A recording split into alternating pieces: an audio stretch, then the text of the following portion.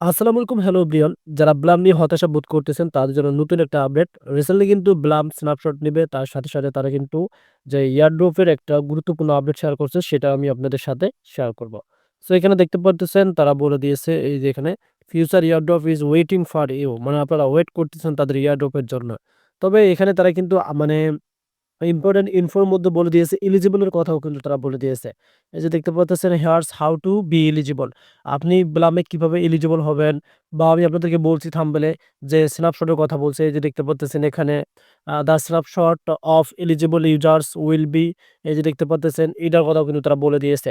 এখন এখানে তো সবকিছু ইংলিশ রয়েছে। আপনাদেরকে তো বুঝতে হবে যে আসলে কি বলতেছে। স্ন্যাপশটে শুধু কথাই বলল, এয়ারড্রপের কথাই বলল।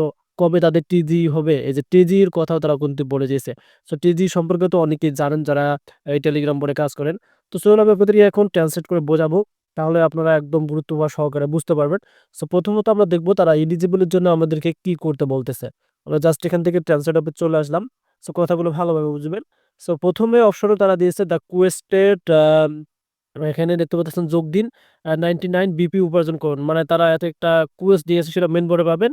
ওটা মন চাইলে আপনি কমপ্লিট করতে পারেন, না করলে কোনো প্রবলেম নেই।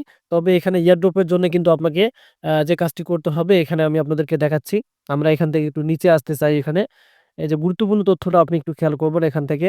তারা কি বলে দিয়েছে এই যে এই কুয়েস্টটি সম্পূর্ণ করা ব্লামিগুলি আম ক্যাপ্টেন সুবাসা প্রতিদ্বন্দ্বী প্রকল্প থেকে ভবিষ্যতের টোকেনগুলি 2.5% বরাদ্দের জন্য যোগ্য হবে।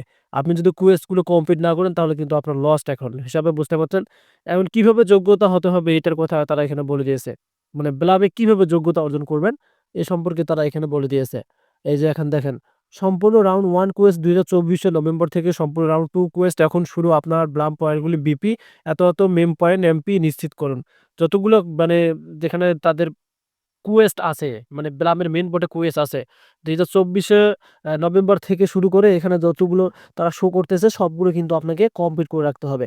তা না হলে কিন্তু আপনি এলিজিবল হবেন না। এটা কিন্তু আমাদের এলিজিবল সম্পর্কে গেল। এখন স্ন্যাপশটের কথা বলে দিয়েছে দেখেন এখানে। এই যে স্ন্যাপশট আপনার বিপি এবং এমপি ব্যালেন্সের ভিত্তিতে যোগ ব্যবহারকারীদের স্ন্যাপশটটি পরে তৈরি করা হবে। তার মানে এখানে জাস্ট তারা স্ন্যাপশটের কথা বলছে কিন্তু ডেটটা এখনো তারা প্রকাশ করে দেয়নি।